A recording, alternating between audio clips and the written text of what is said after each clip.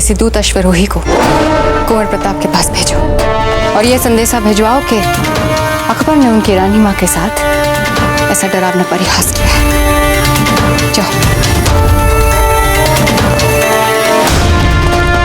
आपने बुर्गा खान को पराजित कर दिया कुंवर प्रताप, पर अब आप रुक नहीं पाएंगे। अब आपको सीधे सीधे अकबर से उलझने का आत्मघाती पग उठाना ही पड़ेगा। बड़े काम का है ये कद्दू। अब ये कद्दू वो काम कर दिखाएगा जो बड़े बड़े सुरमा नहीं कर पाए।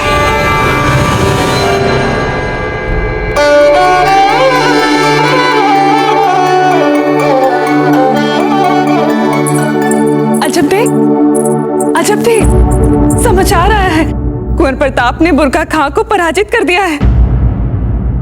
सच?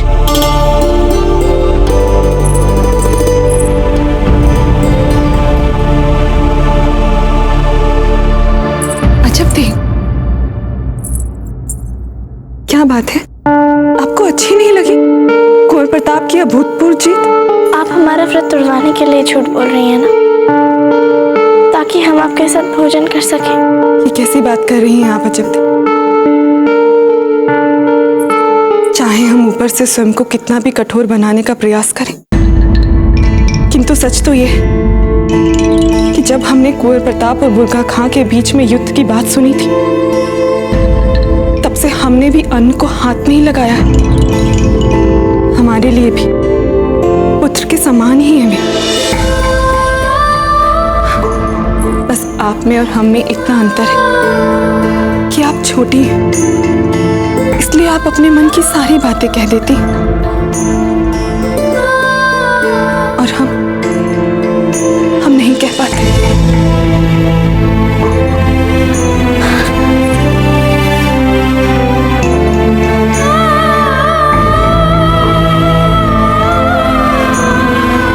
चलिए माँ, भोजन करते हैं, बहुत भूख लगी है।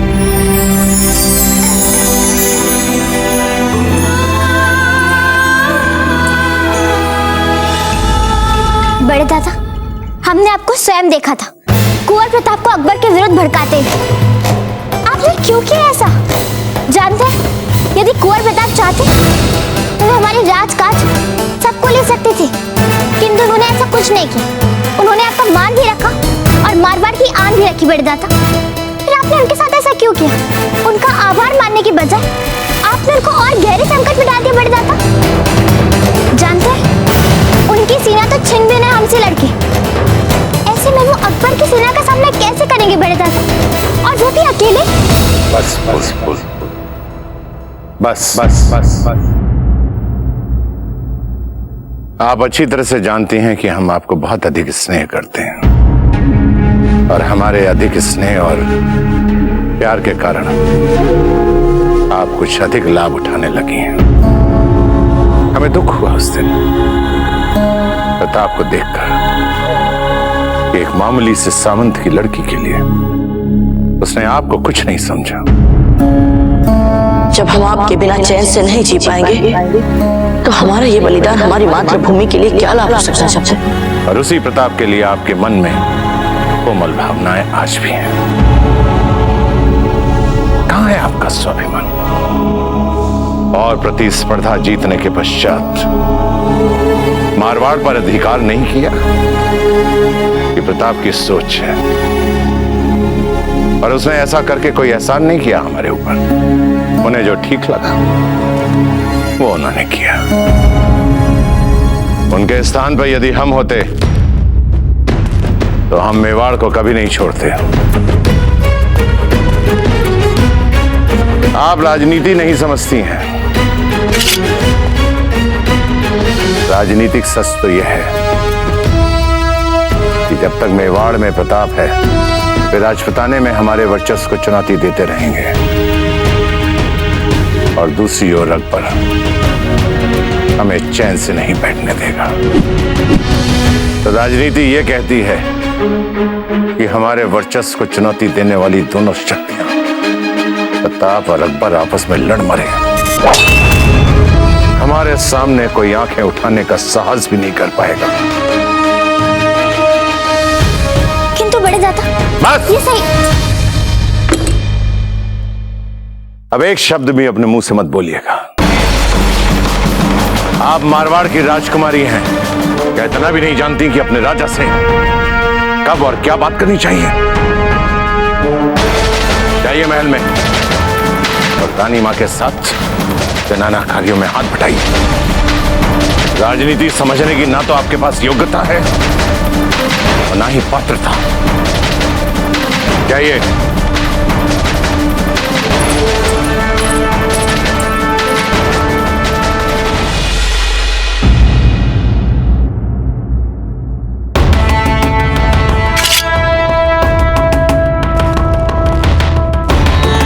मित्रों, ना तो हमारे पास अलवर दुर्ग का मानचित्र है और ना ही हमें यह पता है कि मुगलों ने वहां कितनी कड़ी सुरक्षा व्यवस्था की है। और फिर भी हमें उस धूर्त मुगल के कक्ष तक पहुंचने का मार्ग खोजना है। मित्रों, यह सचमुच एक बहुत ही कांटों भरा अभियान, पग पग पर प्राणों के संकट है। इसलिए आप बिना झिझक इस अभियान से स्वयं को अलग कर सकते हैं। हम पूरा विश्वास दिलाते हैं, इससे हमारे बीच के संबंध भी बिल्कुल वैसे ही रहेंगे जैसे अभी है। जहां बाजीराज प्रताप जाएंगे वहां हम भी जाएंगे। इसमें हम में से किसी को भी ना ही कभी कोई संशय था और ना ही रहेगा। पर क्या चक्रपाणी? बाजीराज, आपको नहीं लगता कि अभियान कुछ अधिक ही भावुक होकर बिना सोचे समझे संकटों में घुसने जैसा है? मतलब अकबर को उसी के किले में जाकर उसको मारना, आपको नहीं लगता कि राजा मालदेव के भड़काने का नतीजा है? हमें तो ये लगता है कि वे आपको यूं भड़काकर बिना सैन्य तैयारी के अकबर से आपको लड़ाना चाहते हैं, ताकि आपको कुछ हो जाए और फिर पूरे राजपुताने में उनका निर्विवाद वर्चस्व स्थापित रहे। हम भी मूर्ख नहीं है चक्रपाणी। राजा मालदेव जी क्या चाहते हैं ये हम भी समझते हैं, पर यह भी सत्य है कि जब तक वो धूर्त मुगल रहेगा, हमारे राजपुताने को भांति भांति में बांटता रहेगा। हमने अपने बहुत से मित्र खोए हैं।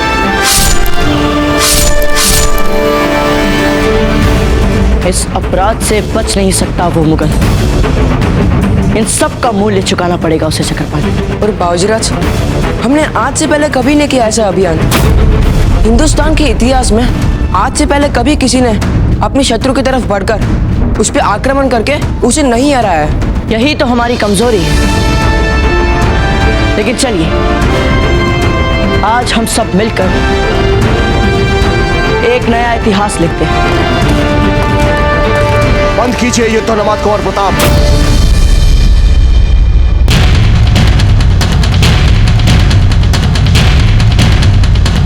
मुगलों के साथ युद्ध करते करते आपके विचार भी उन जैसे होते जा रहे हैं। पर दाजीराज, क्यों ना हम अपने प्रमुख शत्रु को समाप्त करें?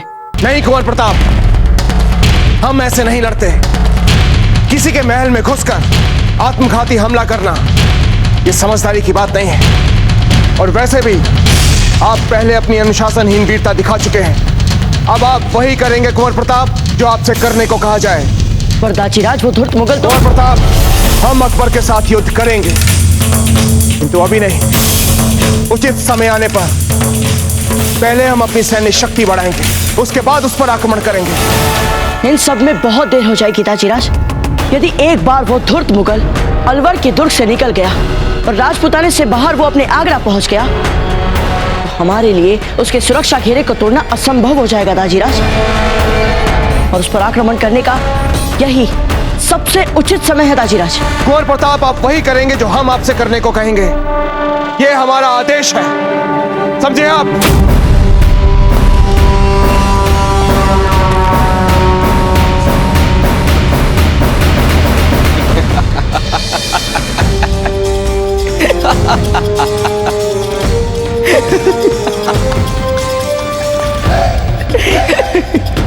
सिपाही, एक बार फिर से करके दिखाओ तो।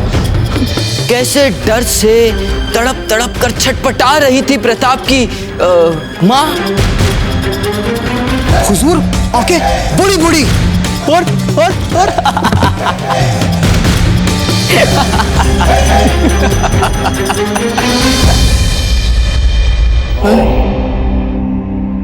खान बाबा, हमने तो सुना है राजपुतानियां बड़ी ही बहादुर होती है, पर यहाँ तो इस बहादुर प्रताप की अम्मी खून से सने एक कद्दू को देखकर बेहोश हो गई।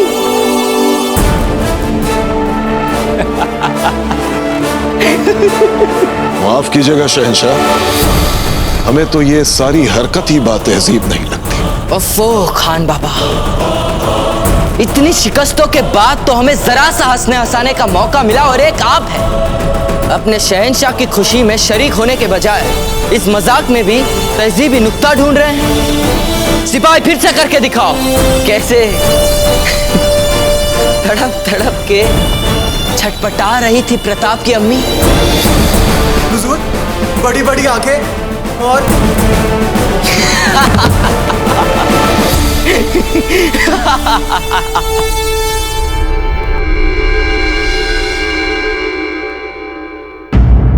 हमने आपकी बात इसलिए मानी क्योंकि आप हमारे राणा जी की रानी हैं। इसीलिए जीजा का उपचार यहीं मंदिर में होने दिया। और सही तब होता जब तुरंत इन्हें राजमहल ले जाया जाता ताकि राजवैद्य जी इनकी विधिवत चिकित्सा कर पाते। पर जीजा, इस मंदिर की बहुत मान्यता है और जीजा के उपचार के लिए इससे अधिक उपयुक्त स्थान तो और कोई हो ही नहीं सकता। हाँ, मान्यता तो सचमुच इस मंदिर की बहुत है। आप क्या जानो कि हमें मन ही मन कितना अच्छा लग रहा है आपका ये अंधविश्वास। जीजा का यहाँ सही उपचार नहीं होने वाला और ना ही वो यहाँ ठीक होने वाली है। आप सबकी वीरता और साहस पर आज केवल हम ही नहीं, सारा मेवाड़ गर्व कर रहा है। हम अच्छी तरह से जानते हैं कि आप सबके छोटे छोटे घाव नहीं, बल्कि आप वीरों के आभूषण। हुकुम, आपकी आज्ञा हो तो हम अभी चल सकते हैं फिर से रणभूमि। उत्तम, अति उत्तम। खंबागढ़ी हुकम, रानी धीरबाई जी का संदेश लाया हूँ। बोलिए। संदेशा बाबूजीराज प्रताप के लिए है, पर वे कहीं मिल नहीं रहे हैं। कुंवर प्रताप यहीं कहीं अपने मित्रों के साथ होंगे। आप उनका संदेश हमें सुनाइए।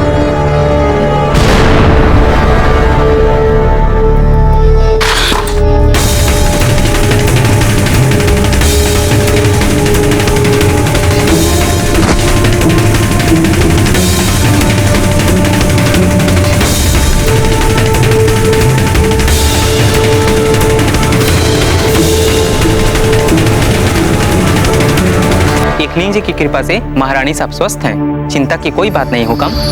अकबर का ऐसा दुस्साहस! अकबर मर्यादा की सारी सीमाएं पार कर चुके हैं। रानी सा का ऐसा उपास, राणा जी हमें इसका समुचित उत्तर देना ही होगा। हाँ राव मामलक जी, उत्तर तो हम उसको देंगे और हम उसको ऐसा उत्तर देंगे कि उसका सारा जीवन एक दुखदायी उपहास बनकर रह जाएगा।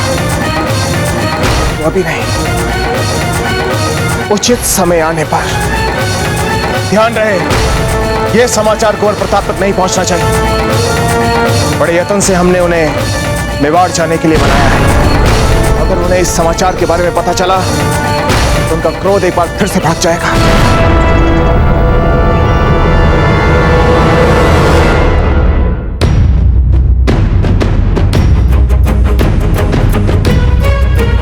जैसा हम सोच रहे हैं, ये दर्पण भी वैसा ही बोल रहा है सेनापति धम्मन सिंह। बाल काले करने के पश्चात हम कुछ अधिक ही युवा दिख रहे हैं। सेनापति धम्मन सिंह जी, आपका क्या विचार है? जी हुकुम।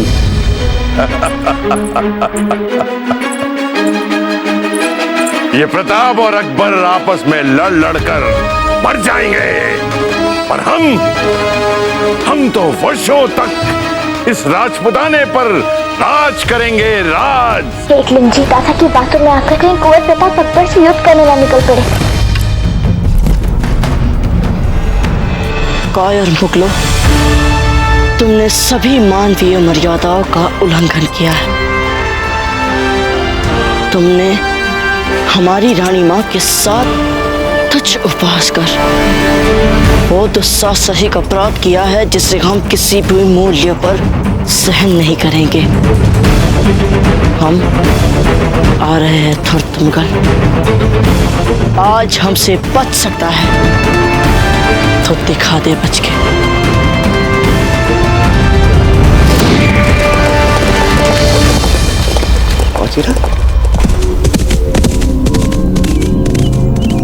ये बाबूजीराज थे ना? जी हुकुम। कहाँ गए हैं वे? हुकुम बाबूजीराज तो अभी अभी कूच कर गए। कहाँ के लिए? अलवर के लिए हुकुम। हमारा अश्व आ जाए।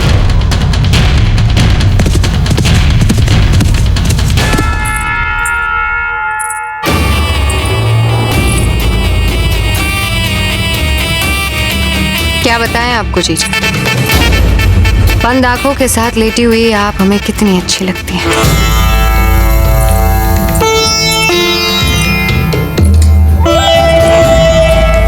क्या बात है थी? आखिर आपके मन में चल क्या रहा है? कुछ भी नहीं। धीर, आप लाख प्रयास कर लें, लेकिन अपनी जीजा से अपने मन की बात नहीं छुपा पाएंगे। एक बात कहें, हम सब जानते हैं कि इस समय आपके मन में क्या चल रहा है। कहो तो बताएं।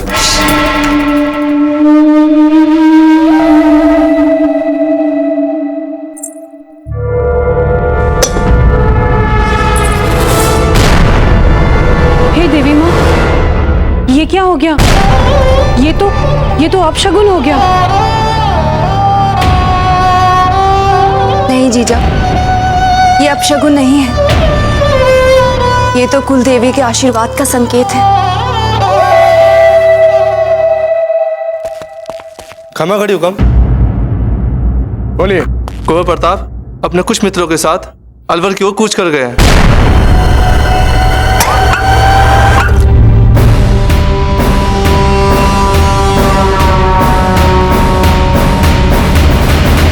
मामलक जी, हमें कुंवर प्रताप के पीछे जाना होगा। राणा जी, हम भी आपके साथ आएंगे। हम भी आपके साथ चलेंगे हुकुम। हम भी चलेंगे हुकुम। हम भी साथ चलेंगे हुकुम। हम भी साथ चलेंगे हुकुम। ठीक है, किंतु हम पहले जाएंगे। आप सभी शस्त्रादि से लैस होकर हमारी समस्त सेना के साथ अलवर की तरफ कूच करें। आइए राव मामलक जी।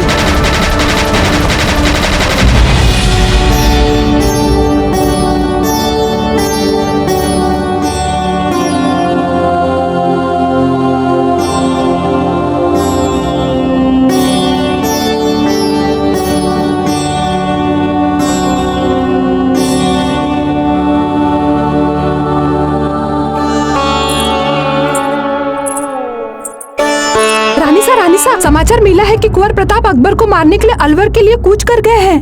क्या?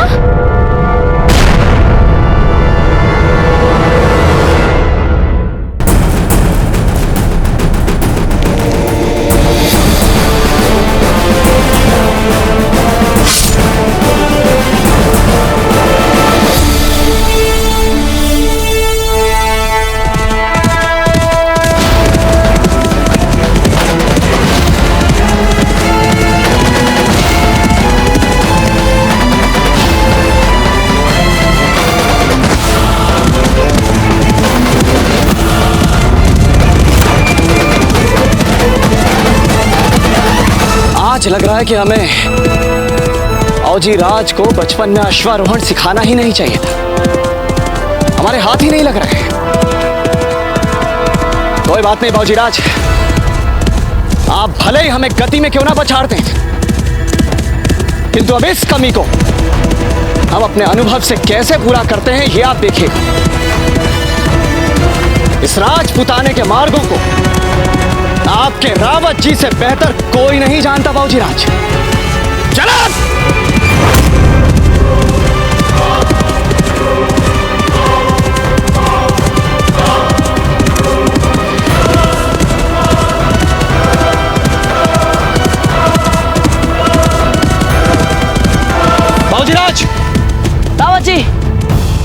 हमारे मार्ग से। अलवर के दुर्ग में घुसने का प्रयास प्राण घातक हो सकता है। फिर किस तरह जाने दें हम आपको वहाँ? नहीं रावत जी, उस धूर्त मुगल ने हमारी रानी माँ के साथ परिहास करने का दुस्साहस किया है। उसने हमारे बहुत से प्रिय साथियों का रक्त भी बहाया रावत जी। अब उसे अपने अपराधों का मूल्य चुकाना पड़ेगा। हट जाइए हमारे मार्ग से। अब बात सीधे सीधे उन मुगलों और हमारे पीछे होगी। नहीं बाबूजीराज, बाबूजीराज संयम रखिए। उस अकबर से हम सब भी बदला लेना चाहते हैं, तो फिर क्यों ना ये काम हम सब मिलकर करें। अपने मेवाड़ की समस्त सेना को अपने साथ ले जाकर करें। नहीं रावत जी, हमारी रानी माँ को उसने दुख पहुंचाया है। अब हम यूं चुप नहीं बैठेंगे रावत जी। उसे अपने इस दुस्साहस का परिणाम तो भुगतना ही होगा, और इसलिए हमें जाने से कोई नहीं रोक सकता, आप भी नहीं। नहीं बाबूजीराज, रुक जाइए। यदि आप हमारी बात नहीं मानना चाहते तो हमारे जीते जी आप अलवर नहीं जा सकेंगे बाबूजीराज। हमारे प्राण लेने के बाद भले ही चले जाएं। हट जाइए हमारे मार्ग से रावत जी, अन्यथा हमारी तलवार आप पर चल जाएगी। तो चलाइए अपनी तलवार बाबूजीराज। रावत जी, हमारी तलवार उठ जाएगी। तो चलाइए हम पर अपनी तलवार बाबूजीराज। समय क्यों नष्ट कर रहे हैं? उड़ा दीजिए हमारा सर। बाबूजीराज, हमारा तो धर्म है मेवाड़ के उत्तराधिकारी के जीवन की रक्षा करना।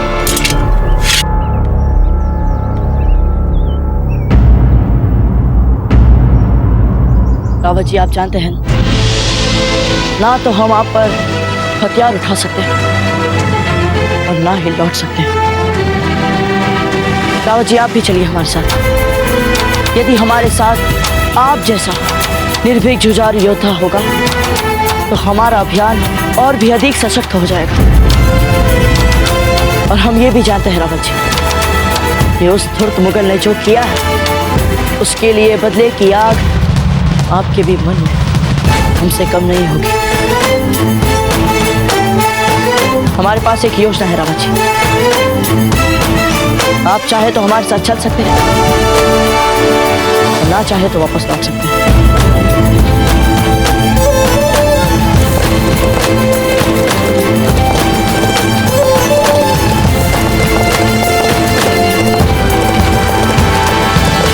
आप मानेंगे नहीं बाबूजीराज, हम चलेंगे आपके साथ।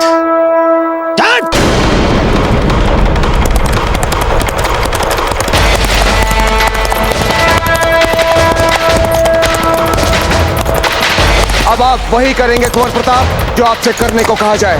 यदि एक बार वो धूर्त मुगल अलवर के दुर्ग से निकल गया और राजपुताने से बाहर वो अपने आगरा पहुंच गया, तो हमारे लिए उसके सुरक्षा घेरे को तोड़ना असंभव हो जाएगा दाजीराज। जयवंताबाई जी, अब कुंवर प्रताप हाथ से निकल चुके हैं, अब वो हमसे संभले नहीं संभलते।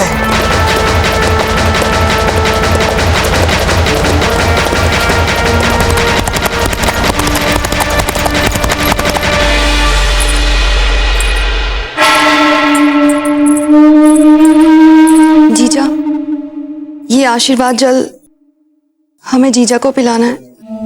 अभी अभी आई हैं आप, शगुन और अपशगुन समझाएंगे हमें। हम ऐसा वैसा जल आपको नहीं पिलाने देंगे जीजा को। क्या पता कोई अनर्थ हो जाए।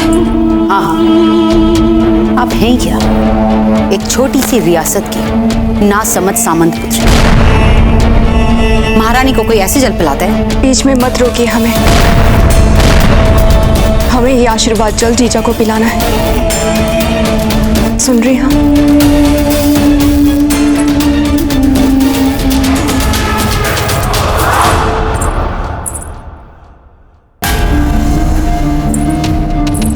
जीजा,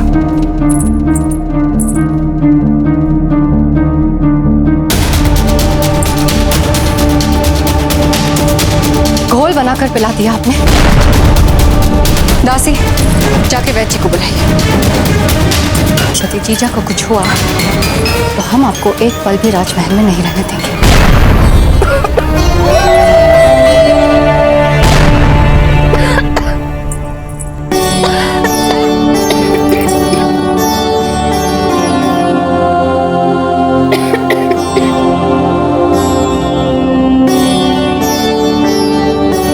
महारानी सा के स्वास्थ्य को कोई संकट नहीं है। लगता है मां कुलदेवी का आशीर्वाद इन्हें मिल गया।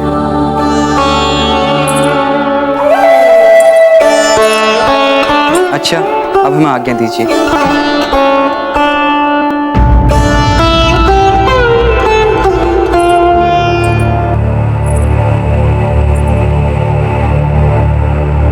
कुंवर प्रताप का कोई समाचार? बुर्गा खान को हरा दिया उन्होंने। जीत गए हमारे कुंवर प्रताप। पक्का समाचार है जीजा?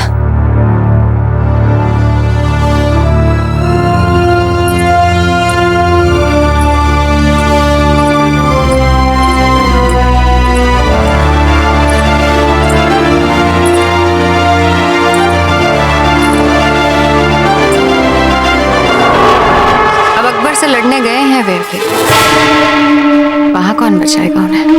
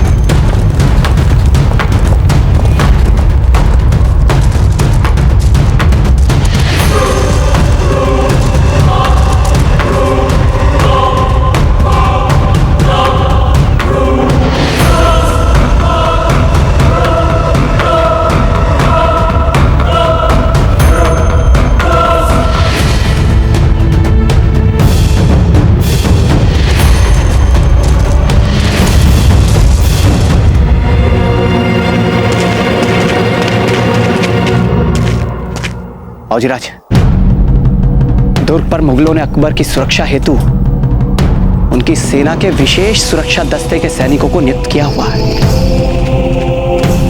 फौजीराज, ये सैनिक अस्त्र शस्त्र, मल युद्ध और छद्म युद्ध में निपुण होने के साथ साथ आत्मघाती आक्रमण और सुरक्षा में भी परिपक्व होते हैं। हमारे लिए इनके इस तिहरे सुरक्षा घेरे को भेद पाना संभव नहीं होगा। तो ठीक है रावत जी, इस समय हम कहीं पास के ही जंगल में छिपकर रात होने की प्रतीक्षा करते हैं। दुर्ग प्रवेश का प्रयास हम रात के अंधेरे में कर लेंगे। उचित है फौजीराज, यहाँ पास ही एक गुफा है, हम वहां जाकर छिप सकते हैं।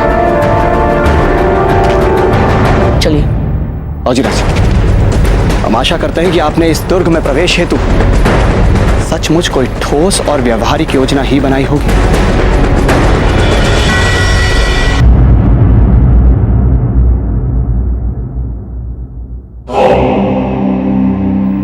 कहाँ है हाजी खान?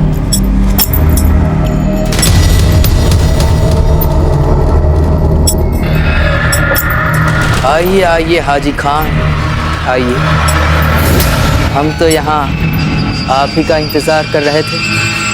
जलालुद्दीन मोहम्मद अकबर, आपने हमें जिंदा क्यों रखा? खत्म क्यों नहीं कर देते हमें? क्या मायने इन सांसों का जिन सांसों पर हमारा खुद का भी अख्तियार नहीं?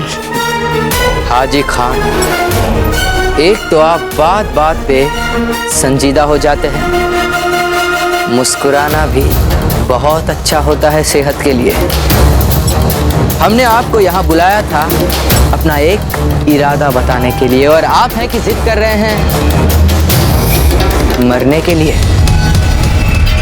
हाजी खान, ये जगह देख रहे हैं आप? ये जगह आपके किले की सबसे ऊंची जगह है ना? कोसों दूर से भी देखी जा सकती है ये जगह, और इसीलिए हाजी खान ठीक इसी जगह हम निशाने मुगलिया को तामीर करेंगे। राजपुताने के बीचों बीच इतना बड़ा, इतना बुलंद निशाने मुगलिया, जितना बड़ा कि आज तक किसी भी सल्तनत या रियासत ने तसव्वुर भी नहीं किया होगा।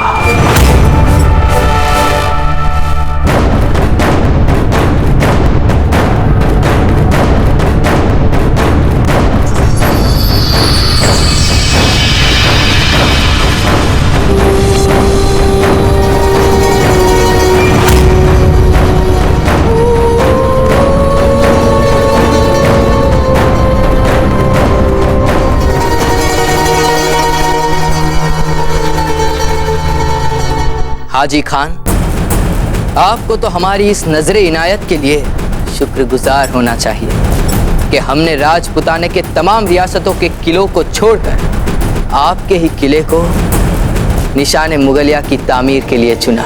ये निशाने मुगलिया जलालुद्दीन मोहम्मद अकबर की अजमत और जलाल का निशान, जो यहाँ से जाने के लिए नहीं बल्कि यहाँ पर हुकूमत करने के लिए आए।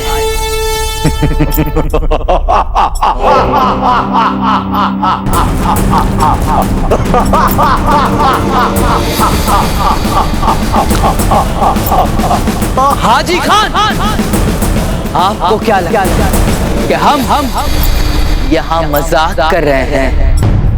जलालुद्दीन मोहम्मद अकबर, शहंशाह हिंद, शहंशाह अकबर न जाने कितने रियासत को आपने फतेह किया होगा, लेकिन ज़हनी तौर पर अभी भी आप बच्चे। किसी किले की दीवार पर अगर अपना कोई एक निशान आपने ठोका है और आप ये सोचते हैं कि सारे राजपुताना पर आपने कब्जा कर लिया है, तो ये महज आपका एक ख्वाब है। जब तक राजपुताने में मेवाड़ और जब तक मेवाड़ में कुंवर प्रताप है, तब तक आप राजपुताने पर कब्जा नहीं कर सकते। हाजी खान, अपनी जुबान पर लगाम दीजिए। चिल्लाने से सच्चाई को दबा नहीं सकते जलालुद्दीन मोहम्मद अकबर।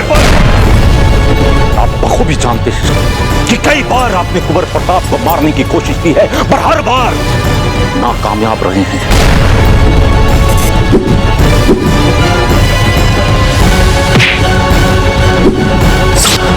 कई बार छुप छुप कर मेवाड़ को आपने चुनौती दी है, लेकिन हर बार आप नाकामयाब रहे हैं। और ये जो आपने निशाने मुगलिया बनाने का ख्वाब बनाया है आपने, ये आपकी नाकामयाबी है। और हमें पता है कि आप यहां से खाली हाथ आगरा जा रहे हैं, और ये आपके निशाने मुगलिया को कुमार प्रताप जलाकर राख कर देगा। इसे याद रखिएगा।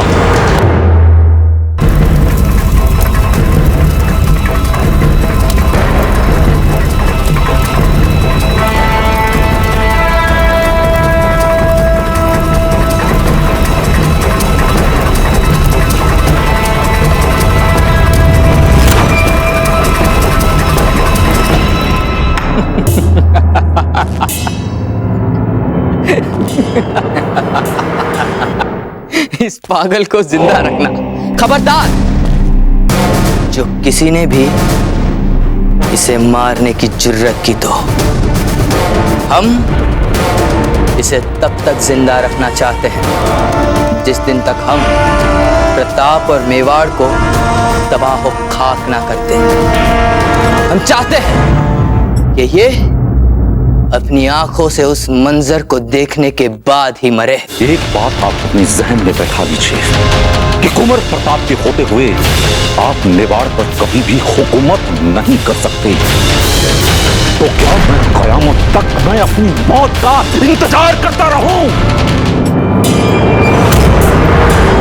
हाजी खान, आज अपने मरहूम अब्बा हुजूर की पाक रूह को हाजिर नाजिर मानकर एक वादा करते हैं हम आपसे।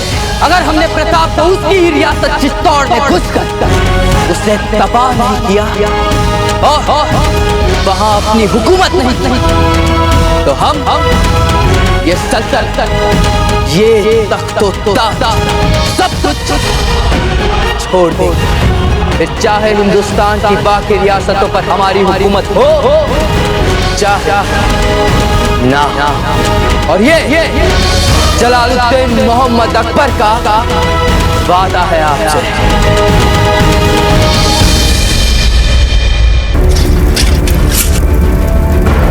बाबूजीराज, आपने हमें बार बार कहा है कि आप अकबर को आमने सामने की लड़ाई में मारेंगे, पर आप उसे मारेंगे कैसे?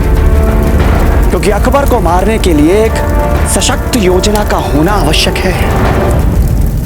और हमारी जानकारी के अनुसार इस समय अकबर के चारों ओर सुरक्षा दस्तों के सैनिकों का एक ऐसा शक्तिशाली घेरा है जिसे भेद पाना संभव नहीं है। बाबूजीराज, हम जानना चाहते हैं कि आपके पास अकबर को मारने के लिए क्या योजना है?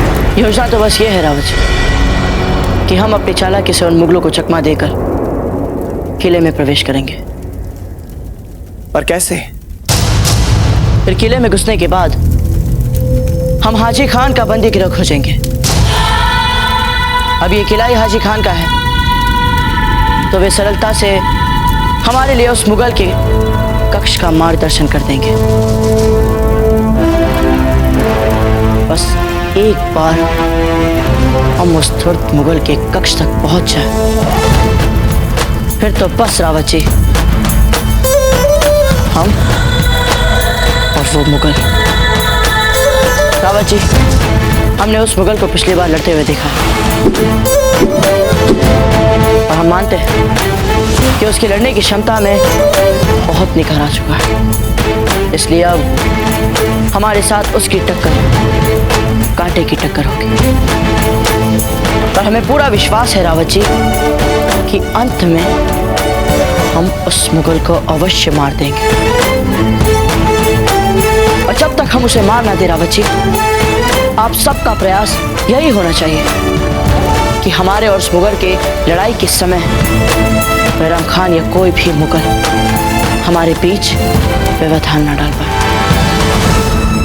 बाबूजीराज, आपकी योजना बहुत उत्तम है, किंतु ये योजना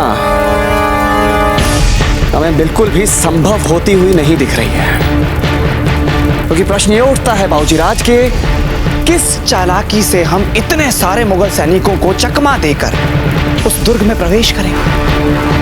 और हमें यह नहीं भूलना चाहिए बाबूजीराज कि इस समय उस दुर्ग के भीतर उस मुगल सेना के बड़े बड़े योद्धा, जिनके पास न जाने कितने ही युद्ध लड़ने का अनुभव प्राप्त है, उस दुर्ग के भीतर छावनी में विश्राम कर रहे होंगे। और साधारण से संकेत पर वो सभी हम पर टूट पड़ेंगे। बाबूजीराज, बाबूजीराज, हमारी बात को समझने का प्रयास कीजिए। हम आपसे पुनः कह रहे हैं कि हमें इस समय राणा जी और हमारी सेना की प्रतीक्षा करनी चाहिए। अब तक राणा जी तक हमारे यहाँ आने का संदेश निश्चित ही पहुंच चुका होगा और हमें पूर्ण विश्वास है बाबूजीराज, राणा जी सेना सहित किसी भी क्षण शीघ्र अतिशीघ्र यहाँ आने ही वाले होंगे। किंतु रावत जी, हमारी सेना जो अभी अभी एक युद्ध से थकी हुई है, घायल है, और जो आएगी ही ये भी तो निश्चित नहीं है ना। और फिर ऐसी परिस्थिति में उनकी प्रतीक्षा करना किसी अनिश्चित आस के लिए समय गंवाना होगा रावत जी, और हमारे पास समय नहीं है। वो मुगल किसी भी समय आगरा के लिए निकल सकता है। पर रावत जी, ये बात तय समझ लीजिए कि हम उस मुगल को जाने नहीं देंगे यहां से। जय मेवाड़। जय मेवाड़। आपको किसी ने देखा तो नहीं? नहीं हुकुम। बोलिए, क्या समाचार लाए आप? वापस कब जा रहा है वो मुगल? वो तो नहीं पता चल पाया हुकुम, क्योंकि अकबर के जाने का कार्यक्रम बहुत ही गुप्त कार्यक्रम रखा जाता है और इसकी वहाँ किसी को भनक तक नहीं पड़ने दी जाती है। पर हाँ, मुझे पता चला है कि मुगलों का बहुत ही महत्वपूर्ण माल भयंकर सेना सुरक्षा दस्ते सहित यहाँ आ रहा है और अकबर बहुत ही अधीरता से उसकी प्रतीक्षा कर रहा है। इसलिए लगता यही है कि जब तक वो महत्वपूर्ण माल यहाँ नहीं आ जाता, तब तक अकबर आगरा के लिए रवाना नहीं होगा। ऐसा कौन सा महत्वपूर्ण माल आ रहा है जिसके लिए वो मुगल इतनी अधीरता से प्रतीक्षा कर रहा है? रावत जी, हमें लगता है कि आपके उस प्रश्न का उत्तर हमें मिल चुका है